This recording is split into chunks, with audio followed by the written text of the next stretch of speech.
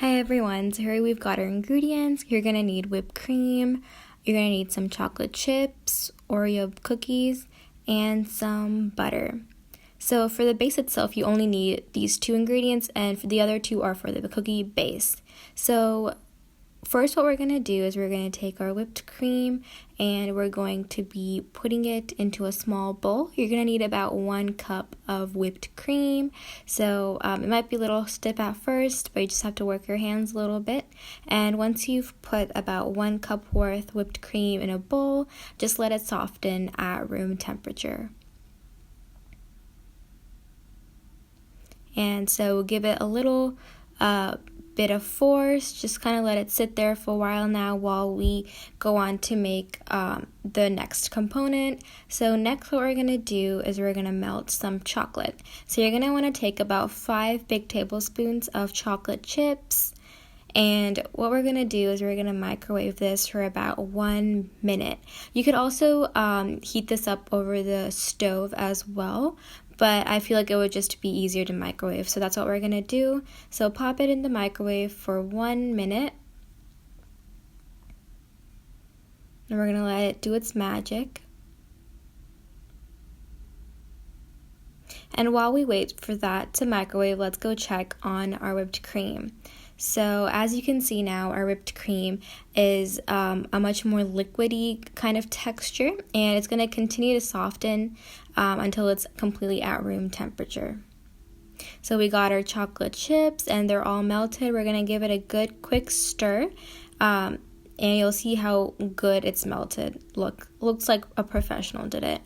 Just kidding, it's not that hard to melt chocolate. But now that we have this, we're going to let it sit at room temperature. And we're going to work on our cookie base component. Now this is optional, but it really does make the dessert a lot better. It adds a little bit more flavor and more texture. So what you're going to need is Oreo biscuits, and we're going to take the inside cream out of the Oreos. And we're going to pop it into a food processor.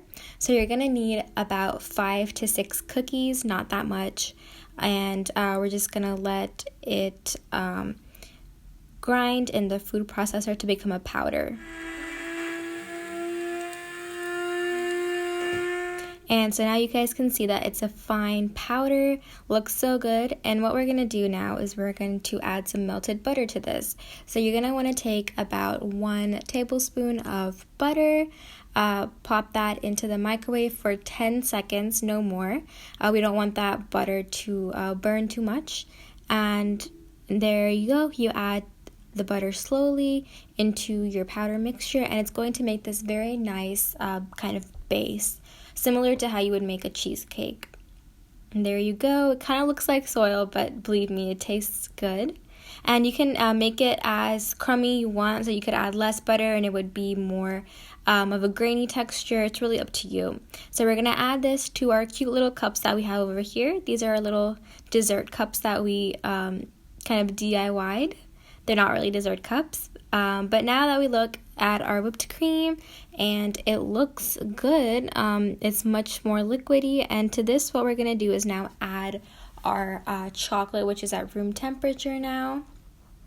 And we're going to add it a bit by bit. And after every time that we add more chocolate, we're going to give it a quick little mix.